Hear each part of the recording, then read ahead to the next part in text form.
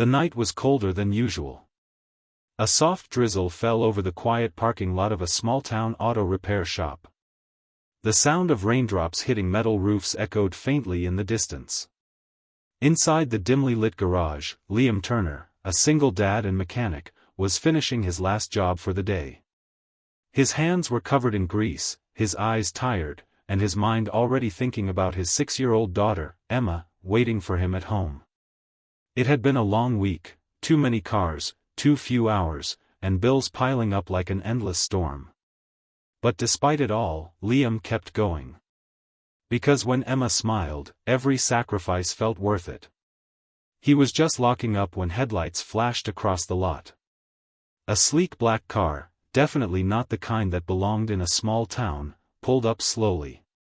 Liam frowned. "We're closed," he called out, wiping his hands on a rag. The car door opened, and a woman stepped out. She was wearing an elegant suit, but it was soaked through from the rain. Her heels clicked against the pavement, but her steps were unsteady. She looked completely lost. "Please," her voice trembled. Can I sleep in your car for a while?" Liam blinked, unsure if he'd heard her right. "Ma'am, are you okay?" She tried to smile, but her lips quivered. "I'll leave in the morning. I have nowhere to go tonight." He hesitated, watching her closely. Her face was pale, her eyes red like she'd been crying for hours. She looked nothing like the people who usually came to his shop, too refined, too broken at the same time. After a long pause, he sighed. "Come inside. It's warmer." The fall of grace. Her name was Ava Morgan, CEO of one of the biggest tech firms in the city. Liam didn't know that at first. All he saw that night was a woman running from something she couldn't name. As she sat by the small space heater in the corner of the garage, she clutched a cup of instant coffee he'd made for her. Her hands shook slightly, her gaze distant. "Rough night?" he asked gently. She gave a dry laugh. "Rough life." It took a while before she spoke again. And when she did, her voice broke. "I was fired today, from my own company." Liam raised an eyebrow. "How does that happen?" "They betrayed me," she whispered.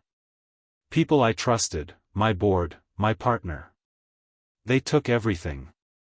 I signed documents I shouldn't have, and now I've lost everything I built." He stayed quiet, letting her speak.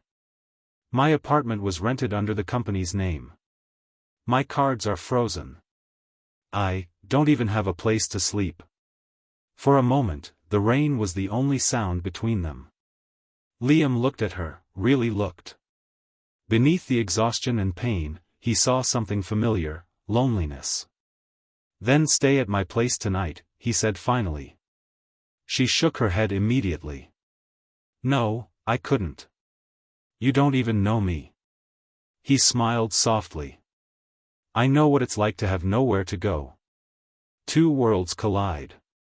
Liam's home was small, just 2 bedrooms, a flickering kitchen light, and the smell of fresh pancakes from that morning. But it was warm. It was home. Emma, with her messy curls and sleepy eyes, peeked from her room. "Daddy, who's that?" Liam chuckled. "This is Ava. She's a friend who needed a place to rest." Emma yawned, clutching her teddy bear. "You can have my blanket," she said kindly before going back to bed. Ava's eyes softened. "Your daughter's sweet." "She's my everything," Liam said, glancing toward her door.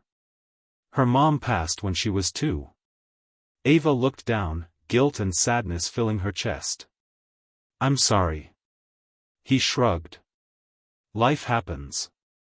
You learn to keep going." That night, as Ava lay on the couch wrapped in Emma's blanket, she stared at the ceiling, wondering how a man with so little could have so much peace, while she, with all her former power, felt completely empty. The challenge of healing. Days turned into weeks. Ava stayed, at first to get back on her feet, but slowly, it became something deeper. She began helping Liam around the shop, organizing invoices, improving the booking system, even teaching him how to market online. One morning, he found her sitting on the floor with Emma, teaching her how to type. The little girl giggled as Ava showed her funny emojis.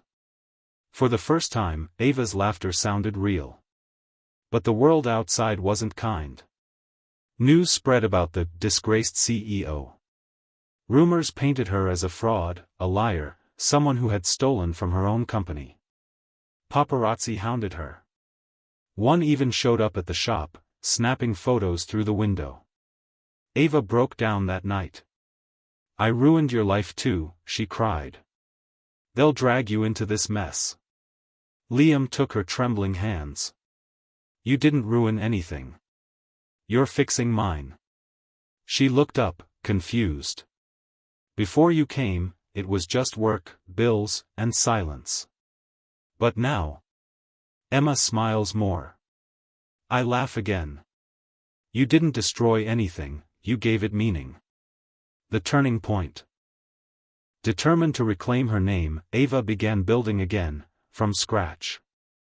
With Liam's support, she launched a new startup focused on affordable technology for small businesses, giving others like Liam a chance to grow. But when her old company tried to sue her, it almost crushed her spirit again. She wanted to give up, until Liam reminded her, "You're not alone this time." Together, they faced it head-on. And when Ava stood in court, she didn't stand as a fallen CEO, she stood as a woman who had found purpose through pain. She won the case. That night, back at the shop where it all began, she looked at Liam and smiled. "Do you realize this all started because I asked to sleep in your car?" He grinned. "Best question anyone ever asked me." Resolution and message. Months later, the shop had expanded. Ava's new business was thriving, and she still worked side by side with Liam. Emma now called her Mom. One evening, as the sun dipped low, Ava stood in the same spot she'd first appeared, looking up at the stars. "I thought I'd lost everything that night," she whispered. "But really, it was the night I found home." Liam wrapped his arm around her. Sometimes, losing everything is the only way to find what really matters. Speech balloon, tell us in the comments, what would you do if a stranger asked you for help in the middle of the night? Would you open your door, or your heart? Sparkles, don't forget to like, share, and subscribe to Be Kind Always for more emotional and inspiring stories that remind us that kindness can change lives forever. Red Heart.